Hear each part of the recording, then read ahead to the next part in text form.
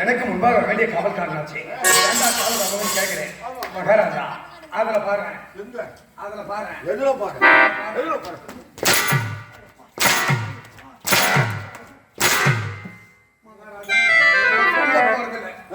நான் சொல்ல போறதுல பாருங்க, என் அத்தமக அஞ்சி அவளை நான் பஞ்சி, 2 பேருக்கு காதல் மிஞ்சி, யாரும் பஸ் செஞ்சு அங்க வச்சு வெள்ளரி பிஞ்சி, அதுல வாங்கின அஞ்சி அது என் பண்ணல மஞ்சி வேறு மாயம்.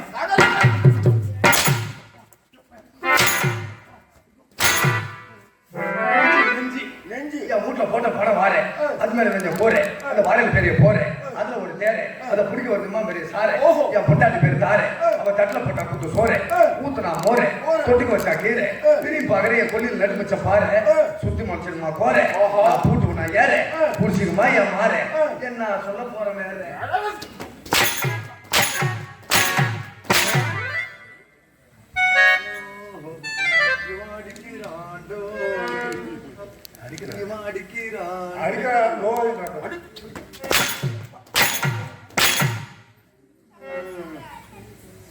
ஒன்னாம் தேதி ஆரம்பமாயிருத்த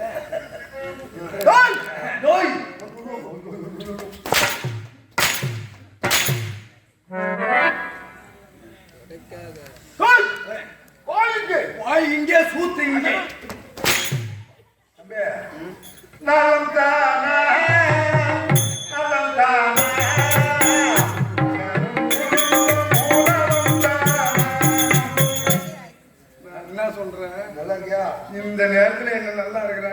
தூக்கத்துல உனக்கு கண்ணு தெரியுமா? தூக்கத்துல இருக்கு. ஏன்னா நேற்று இந்த ஊருக்கு போ அந்த கம்பெனி என்ன கூட்டாங்க. இது என் தாய் கிராமம் மாதிரி. இன்னைக்கு நம்ம கம்பெனி வரும்போது நேற்று அந்த கம்பெனிக்கு வரலாமா? சரி, அதை விடு. வந்த உடனே 1ஆம் தேதியே என் காலை உடைச்சா ஒருத்தவன் கையை உடைச்சிட்டு போட்டான். இவன் வந்துக்கிறான் சூத்தம். நல்லா இருக்கான்னு கேட்கறான். இப்ப நல்லா இருக்கிறேன். நாளைக்கு கல்யாணம் முடிஞ்சு நான் இப்படிதான் வரணும் போல. தென்பாண்டிச்சி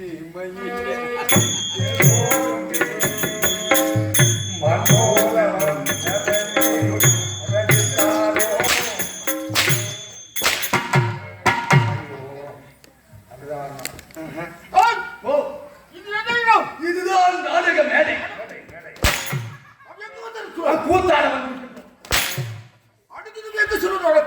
குறைச்சிட்டு காலாப்பட்டு சாராய கிடைச்சு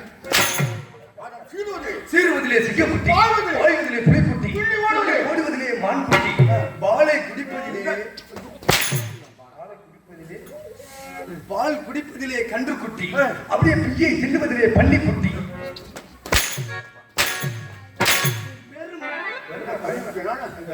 மகாராஜா தப்பா இருக்காது. பண்ணி யாரு பண்ணி ஒரு பண்ணி எத்தனை குட்டி போடும்? சுமார் ஒரு 10 குட்டி போடும். அதுல 9 யாரு 9 குட்டி செத்துட்டா மீதி இருக்கிறது ஒரு குட்டி. அதுல 9 குட்டி பாலையும் இந்த ஒரு குட்டி குடிச்சிட்டு சும்மா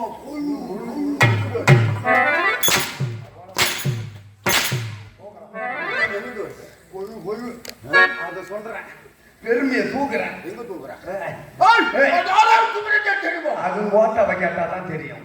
நீ இந்த செட்டுக்காரருக்கு பிறந்தியோ, இல்ல கவிப்பெரும்பாலும் நாட்டாமக்காரருக்கு பிறந்தியோ, இளைஞர்களுக்கு பிறந்தியோ, ஐஸ் கடைக்காரருக்கு பிறந்தியோ, பலூன் கடைக்காரருக்கு பிறந்தியோ, வளைய கடைக்காரருக்கு பிறந்தியோ, உங்க அம்மா நானா வச்சிருந்தேன்.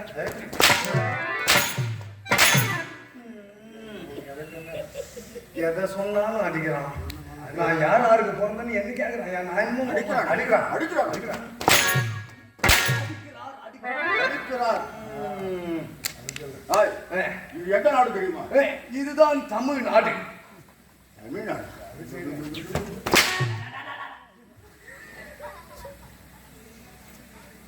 கம்மு தான் என் வாய இது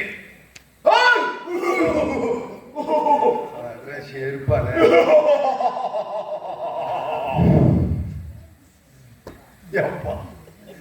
ஆண்டவன் எல்லாருக்கும் மூஞ்சி வச்சு எழுதிக்கிறான். கடவுளே இவனுக்கு வச்சு எழுதிக்கிறான் பாடுறான் மூஞ்சி. ஆனா தயவு செஞ்சு யாரெல்லாம் கவிப்பெருமா புது வீடு கட்டினீங்கன்னா என்கிட்ட லிஸ்ட் கொடுத்துருங்க. காலையில இந்த ஆளு கள்ளிப்பட்டு தங்க வேலை பவுடர் துடைக்காத அறுத்துக்கு போகுது. கம்முனு அசிங்கம் மூடும். கம்முனு என்ன மானம் போடும்? மீசை கடை விடுறா அறுத்துக்கு போதே அறுத்துக்கு போகுது. அந்த மீசையோட மகத்துவம் எனக்கு தானே தெரியும். எனக்கு அந்த ஆளுக்கு தான் தெரியும். என்ன மகத்துவம்? கம்பீரத்துல தடவை முடியும். என்ன மகத்துவம்? இரவுல தான் எங்களுக்கு கூத்தாடுற வேலை. பகல்ல நாங்க ஓட்ட டிவிஎஸ் வீட்டுல பெட்ரோல் போட்டு ஊரா சுத்தறது எங்களுக்கு தான் தெரியும். என்ன சொல்றீங்க? எதுக்காக? ஊரா தாய்மார்களே, இல்ல தரசிகளே, உங்க சிக்கு முடிவே நான் போச்சுன்னா அங்க இங்க போட்டுறாதீங்க. உங்க வீட்டாண்டே வந்து நாங்க காசு கொடுத்து வாங்கிக்கிறோம். 50 கிராம் சிக்கு முடி 100 ரூபாய், 100 கிராம் சிக்கு முடி 200 ரூபாய். இப்படி ஊரா சிக்கு முடிய வாங்கி அது இந்த மாதிரி ஆலமரத்து நிழல்ல உட்காந்து மக்கி போன சணல்ல கட்டி அதுல வண்டி மைய தடவி கட்டின்னு வந்த மீச ஒரு பக்கம் சணல்ல எடுத்துன்னா தொங்கிக்காது.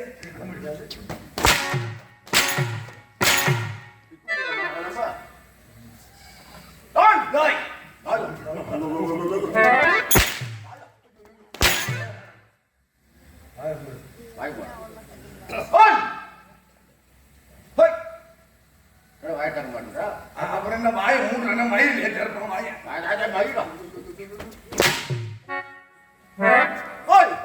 விக்கிரவாண்டி முடிவெடுக்கும். விக்கிரவாண்டி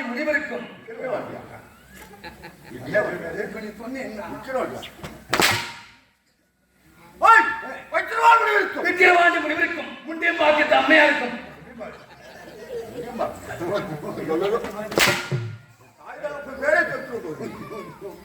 இந்த ஆளு அதானுங்க சொல்றான். என் தந்தை தாய்க்கு என்ன தெரியுமா? விக்கிரவாக முடிவெடுக்கும். கேசரி அம்மையா இருக்கும். ராவணன் பிறந்தான். கேசரியா? கேசரியா? கேசரி பாத். கேசி உம்மா கேசி.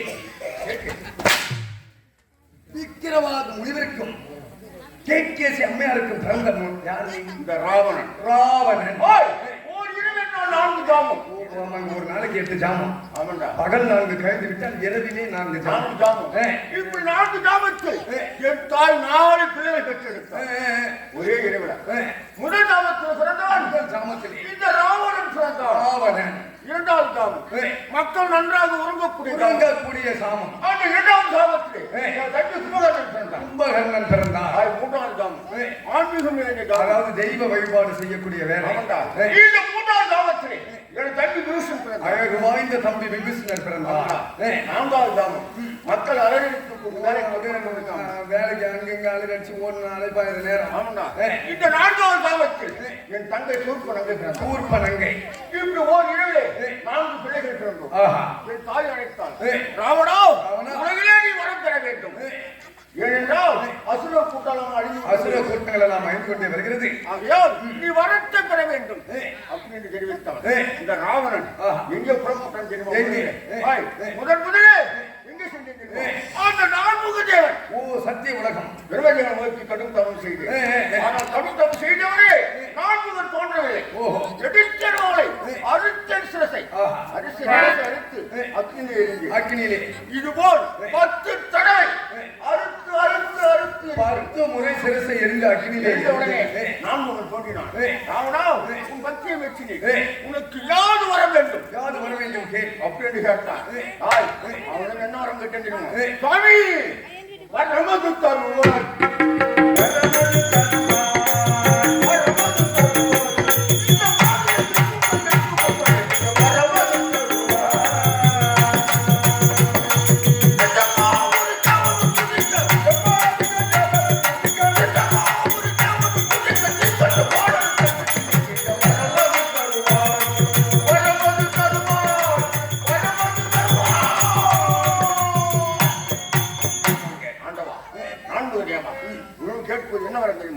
இந்த உலகத்தில் இந்த ராவணனுக்கு சாவு என்பது எனக்கு வரக்கூடாது. இந்த வரத்தை கேட்கிறேன். ராவணா, உன் பக்தியை வச்சுக்கேன். பிறப்பு ஒன்று இறந்தால் இறப்பு நிச்சயம். இந்த வடத்தை விடுத்து வேறு வரம் இருந்தால் சிவபெருமான் போய் பெற்றுக்கோ. புறப்புடைய நாட்டிற்கு கைலமலை. ராவணா, நீல் எப்பொழுது 10 தடவை உன் சிரசை அறுத்தறுத்து அக்னி எறிந்தாயோ, இன்று முதல் 10 தலை ராவணன். 10 தலை ராவணன். 10 தலை 20 கரத்தை கொண்டான். இந்த தென்னில் எங்க வேண்டும்?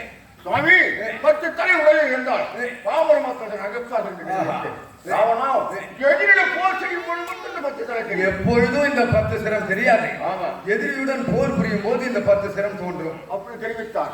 புறப்பட்டு காவியோட தரித்து கங்கோரிடம் கடும் தவம் செய்தேன். எப்படி தெரியுமாடா? ஓய் சம்பசதா ஜீவ சம்பசதா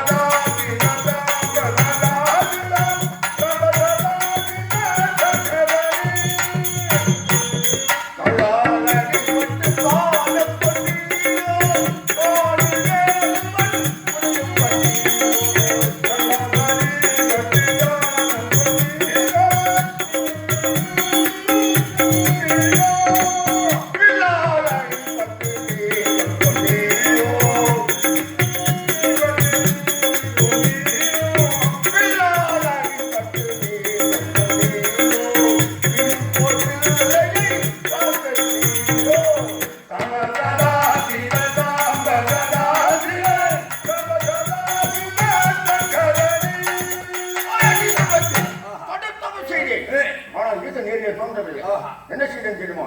கைலமலை அடிவாரத்தில் தவம் செய்யும் பொழுது அவனுடைய பெருமகளால் அந்த கைலமலையை புறப்பட்டுக் கொண்டேன். அந்த வழியா பார்த்தா தும்புரு நாரணம் ராவணா மலை அடிவாரத்துக்கு என்ன செய்தார் அப்படின்னு கேட்க சாமி ஈசன் நோக்கி கடும் தவம் செய்து ஈசன் ஏறிய தோன்றவில்லை அவனை பெருவிழா மழை அழித்து விட்டான்னு தெரிவிக்க அவர் கையில் இருக்கும் வீணையை கொடுத்தார்.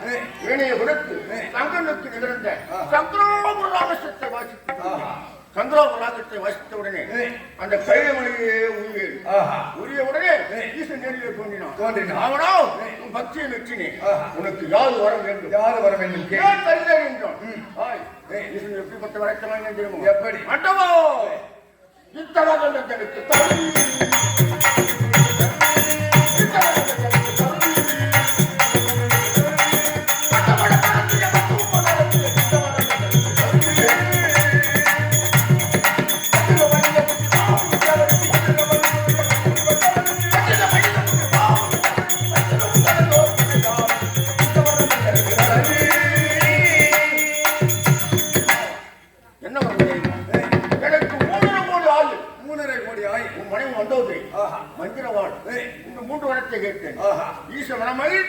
இந்த மூன்று வரத்தை கொடுத்தார். கொடுத்தோடனே மந்திரவாளை எடுத்து சென்று நாட்டிற்கு புறப்பட்டு உடனே ராவணன் எப்போது ராவி பாடினாயோ இன்று முதல் உனக்கு ராவணீஸ்வரன் அப்படி பட்டத்தை கொடுத்தார். இந்த மந்திரவாளை எடுத்து நாட்டிற்கு புறப்படும்போது சாமி ஏன் தடுத்தார் எதற்கு தடுத்தா என்று கேட்டேன். ராவணா இந்த மந்திரவாள் பெருமை என்ன தெரியுமா உன் நாட்டிலே புறப்படும் போது முதல் உன்னை யார் அழைக்கின்றாரோ அவர் சிரசை வெற்றி அறிய வேண்டும். அதுதான் இந்த மந்திரவாளுக்கு பெருமை அப்படின்னு தெரிவித்தார். புறப்பட்டே என் நாட்டிற்கு போகும் வேலை என் தங்க சூர்பனங்க கணவன் இப்படி சேர்த்து ஓடி வந்தான். வைக்கிறோம் போன காரியம் வெற்றி தான் என்று கேட்டேன்.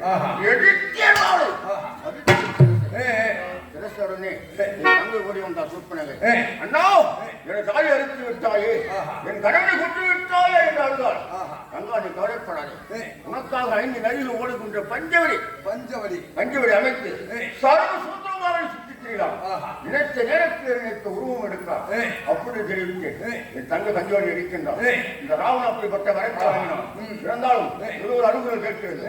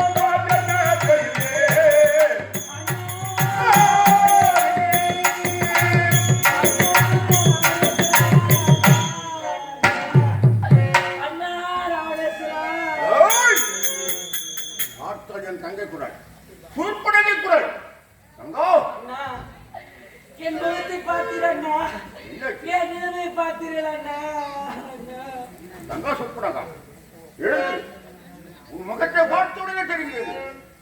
ஒன்றை மார்பு மூக்கு இந்த 3 பக்கம் செய்தவன் யார்? தங்கா சூர்பனங்கோ. இந்த பக்கம் செய்தவன் யார்?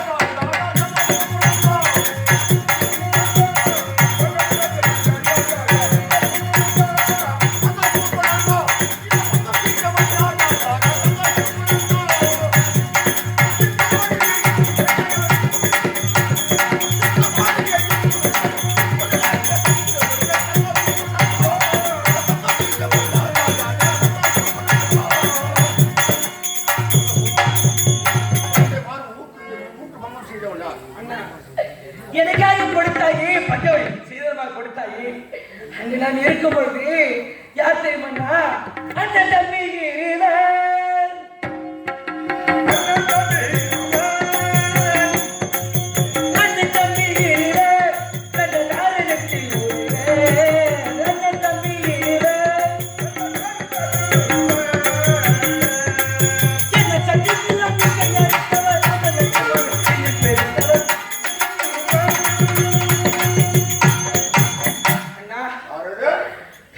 லட்சுமணர்களா இருவரும் ஒன்றாக சேர்ந்து இப்பேற்பட்ட பகுதி செய்து ஐயத்துக்கு ஆண்டு வரக்கூடிய ராமலட்சுமி இரு நரைப்பைகள். ஆமா மன்னா. ஒன்றை மார்பு மூக்கு இந்த மூட்டு பக்கம் செய்தான் அவனா. உண்மைதான். அவனா மானிட பூச்சி. ஆமாண்ணா. ஓய் அப்படி செய்தானோ தந்தானோ அப்படி செய்தானோ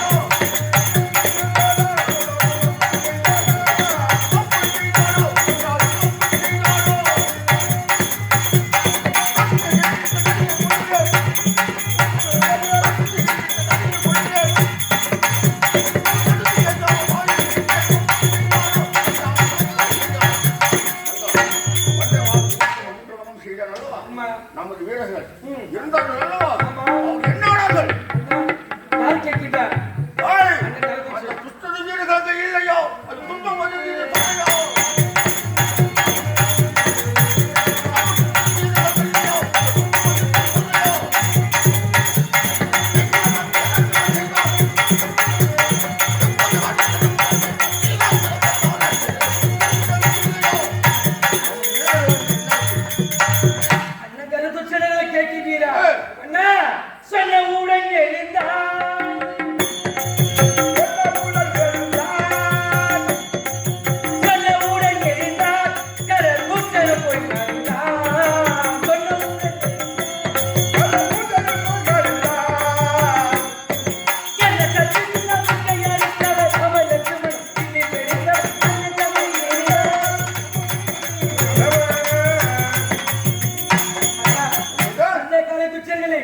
இருவர் சேர்ந்து கொண்டு குவித்து விட்டார்.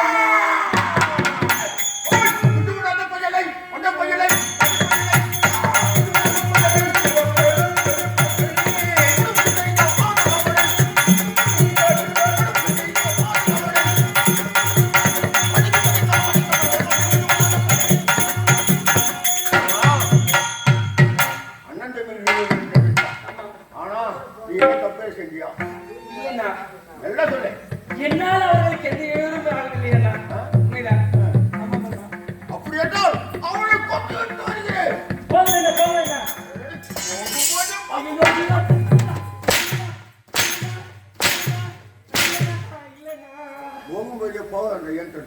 அண்ணா என்னால் அவர்களுக்கு எந்த எழுதும் ஆகவில்லை அண்ணா. ஏன் தெரியுமா? எதனால் இப்படி ஆட தெரியுமா அண்ணா? உன்னாலும் ஒரு பெண்ணாலும் என் உடல் புண்ணானது அண்ணா.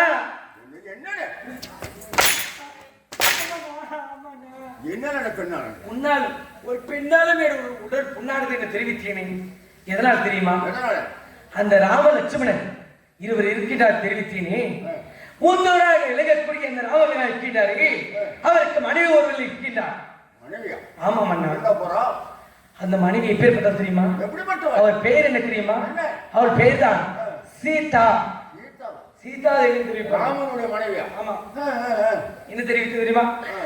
அந்த பெண்மணியை அழைத்துக் கொண்டு வந்து உங்கள் அருகாமை நிறுத்தி அழகு பார்க்கலாம் என்றுதான் நான் நினைத்தேன். இப்பேற்பட்ட காரியத்தை செய்து விட்டார்கள். அழகு என்று தெரிவிக்கின்றாயே, உன்னை அடியிருக்கின்றாயே. ஆமா, அவர்கள் அழகாக இருப்பலாவா? அண்ணா, மதுரை என்ன அழகு?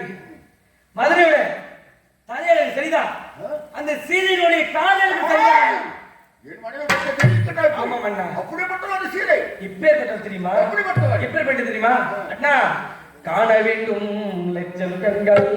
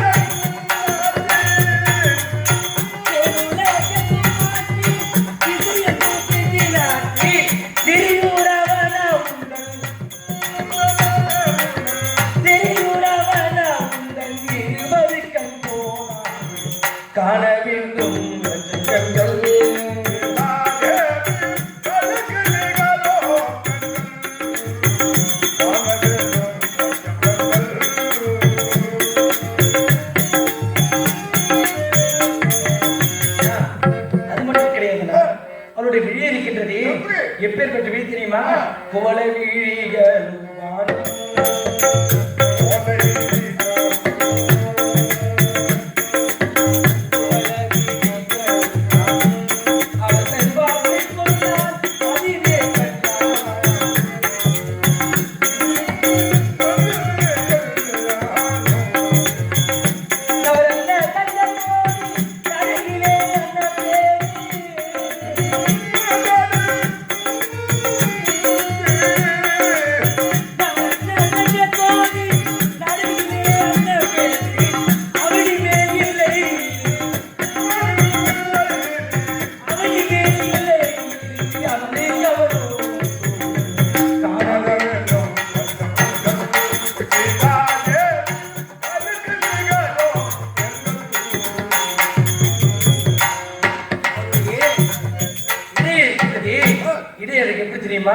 தங்க கோடி போல் இடையும்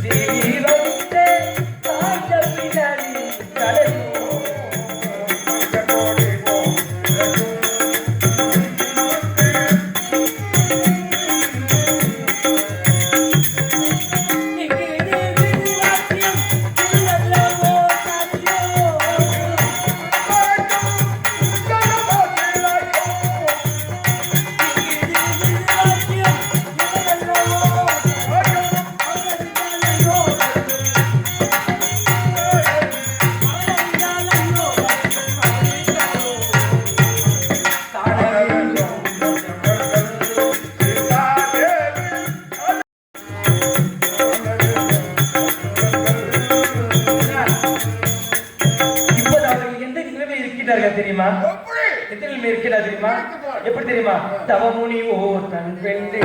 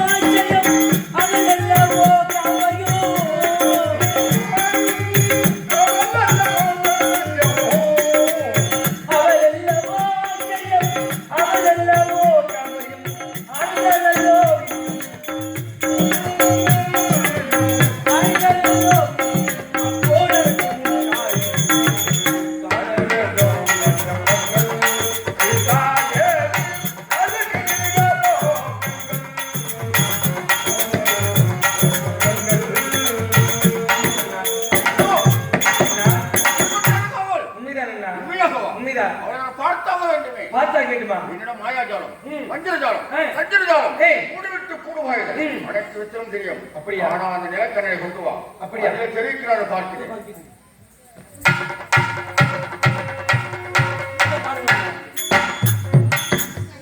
ஆஹா சீதா, ஆஹா என்ன அழகு, ஆஹா ஆஹா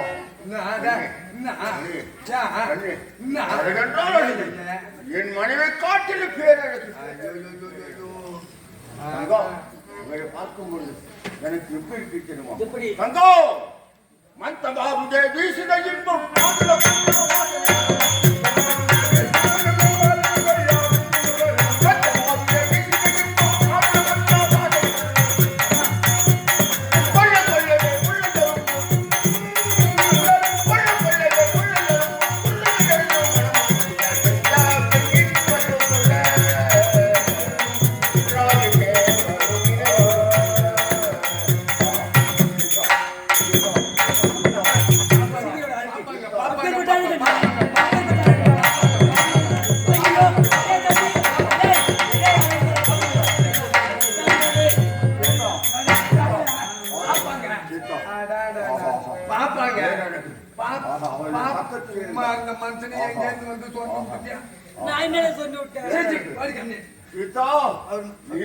ராவணன் கிடையாது. மண்ணுலகத்தில் போய்விடுவேன்.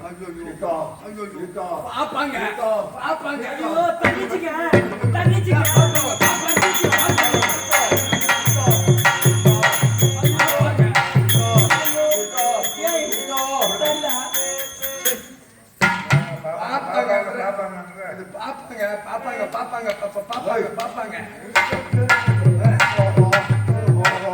அவர் எனக்கு வேணும். அப்படியா? அவர் எனக்கு வேணும். எங்க இருக்கிறா இப்ப? எங்க இருக்கிறான்? எங்க இருக்கிறா? பந்தய சாலை அமைத்து ஆமாண்டா பஞ்சவழி பந்தய சாலை அமைத்து ராமனுடையும் லட்சுமணனுடையும் பந்தய சாலை இருக்கின்ற அந்த சீதை. ஓஹோ. இப்படிதான் போய் போய் இப்படி தூக்கி வர மாதிரி. அவங்க ரெண்டு பேர் இருக்கிறானுங்க. நீ இப்ப இப்படியே போனா இது சரி வருமா?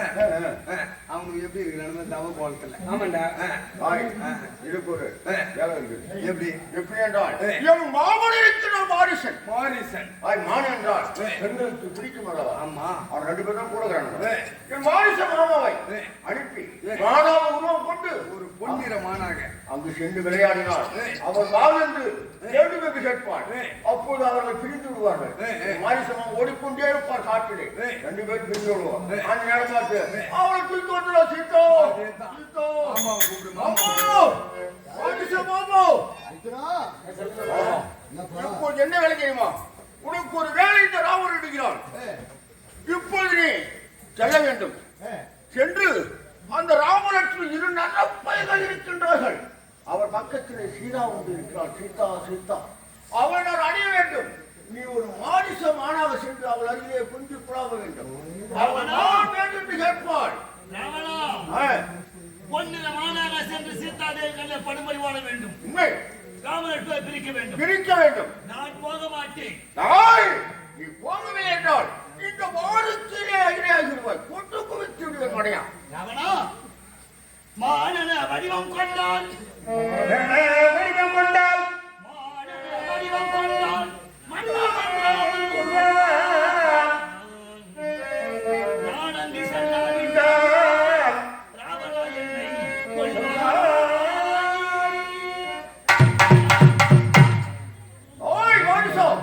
பொன்னிறமான ஒருவாறு செல்லவில்லை என்றால் சந்திரகாந்த மந்திரவாளா என்று கொண்டு வைத்து விடுவார். அப்படி பொன்னிறமான சென்றால் நான் அங்கு செல்லாவிட்டால் அவரிடம் கோபம் மூர்க்க உனக்கு உன் சேனைக்கும் இடம் பார்த்து வருகிறேன்.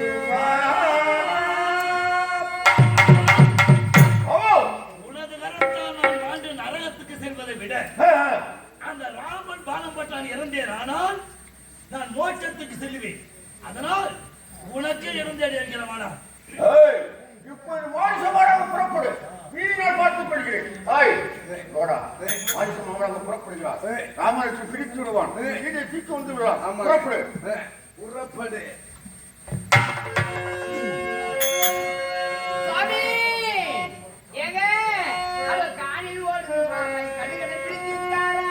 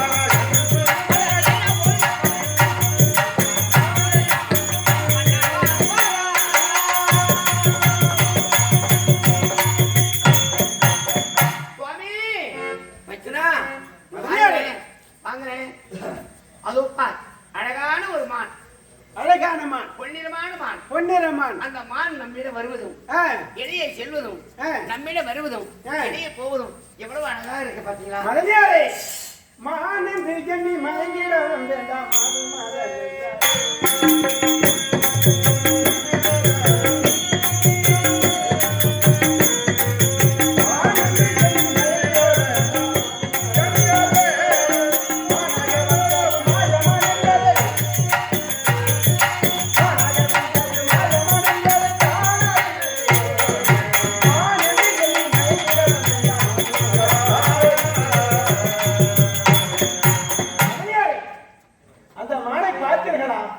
என்ன நிலைமை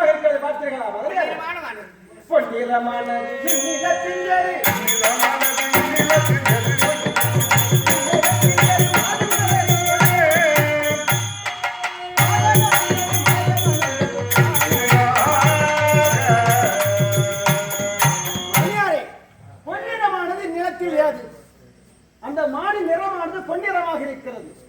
இப்பூவுலகில் இல்லாத மான் போல் தெரிகிறது. அதுவோ மாயமானாக இருக்கும் என்று எண்ணுகிறேன். சுவாமி இந்த மான் வேண்டாம். என பிடித்திட தாமதத்தை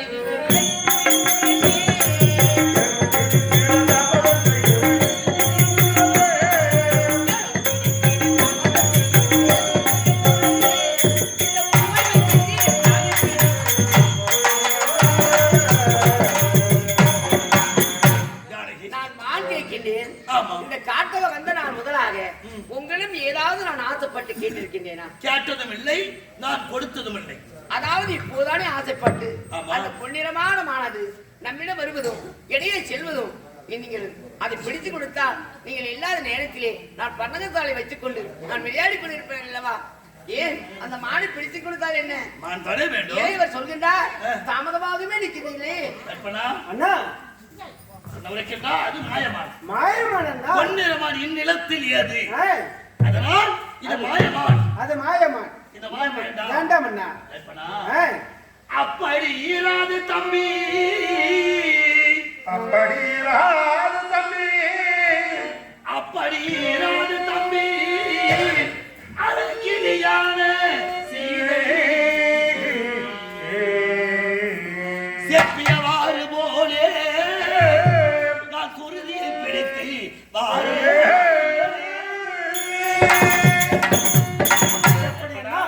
சொல்லக்கூடியது பொன்னிறமான் இந்த நிலத்திலே அது. அதனால் மாயமான் என்று உரைக்கிறேன். நம்ப மாட்டேன் நான் சொல்றேன். நம்ப மாட்டேன்.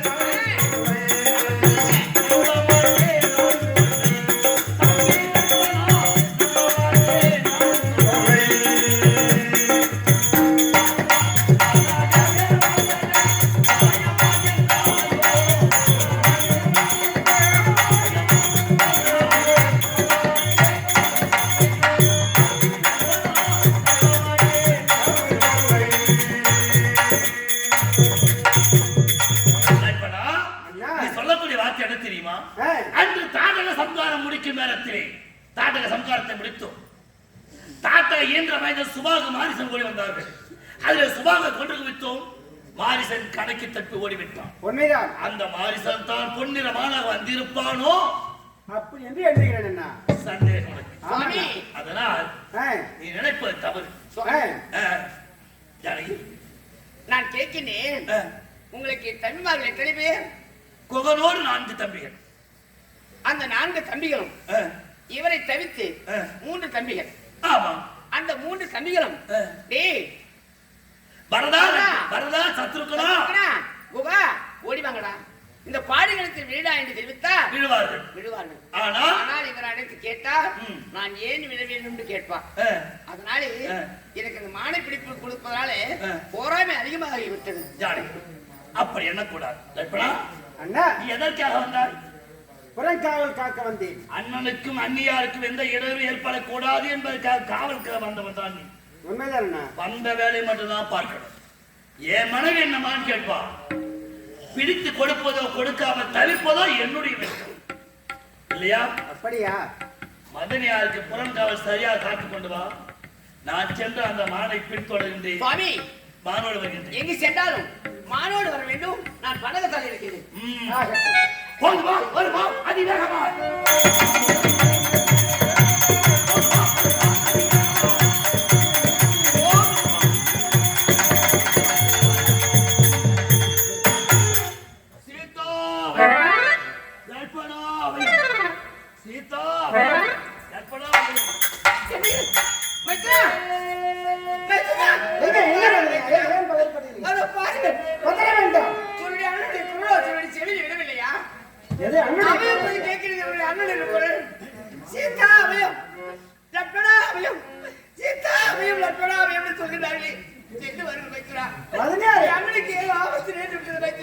அண்ணாவுக்கு ஆபத்து என்பது நேராது. ஆபத்து நேராது. என் துறைக்கு என்ன ஆபத்து நேர்ந்ததோ, என் சாமிக்கு என்ன ஆபத்து நேர்ந்ததோ தெரியவில்லையே. சீதா அவன் எவ்வளவு அற்புதம் என்று கூட கேட்கிறது. அப்படியே மலை போல் நிற்கிறீர்களே, கொஞ்சம் கூட மனது இறக்கவில்லையா? வருத்தப்பட வேண்டாம் மகனியாரே. சீதாளத்தானா என்று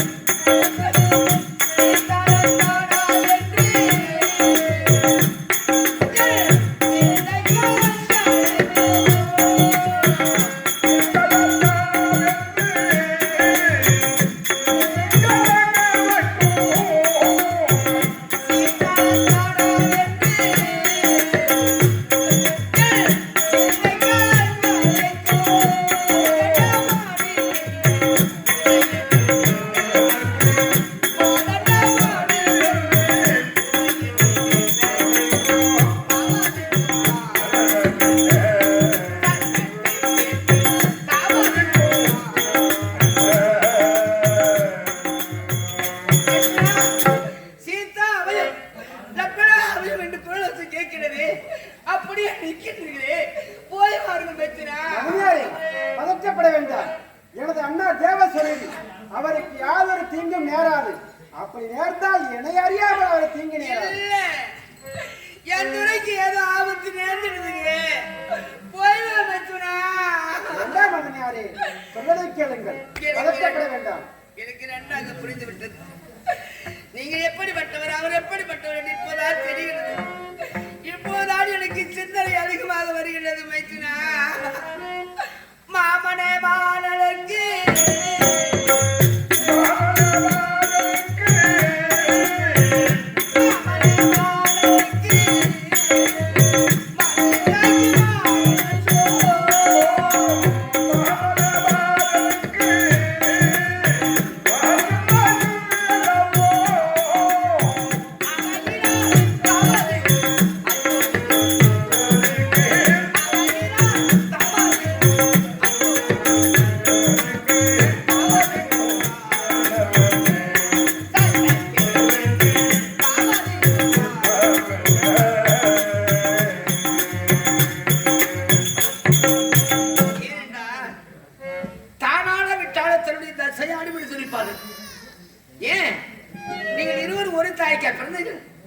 தகப்பன் தான் ஒன்று.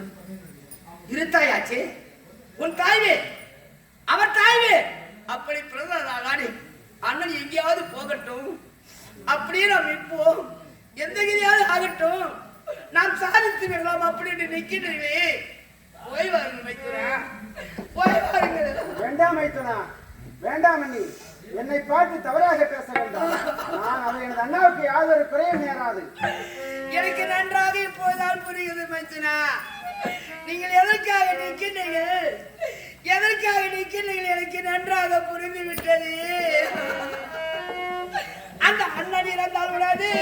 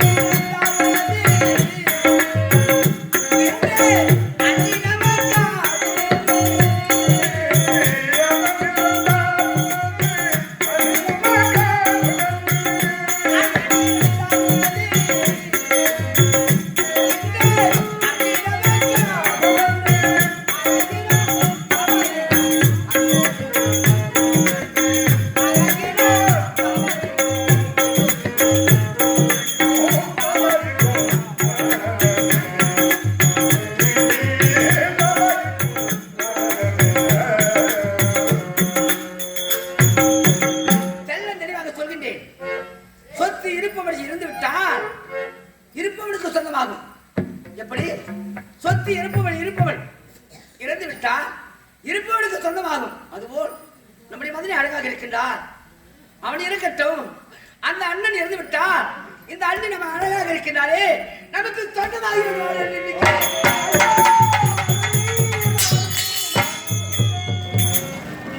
என்ன வார்த்தை உரைத்தீர்கள் மதனி? நான் என்ன செய்வேன்? ஐயோ மதனி, தாங்கள் இந்த வார்த்தை உரைத்ததை விட சிறு விஷம் கொடுத்திருந்தால் உண்டு இறந்திருப்பேன். இப்படி ஒரு வார்த்தையை தாங்கள் நிறுத்தி விட்டீர்களே, நான் என்ன செய்வேன்? ஐயோ மதனி, பாசமே மிகுந்த எங்கள்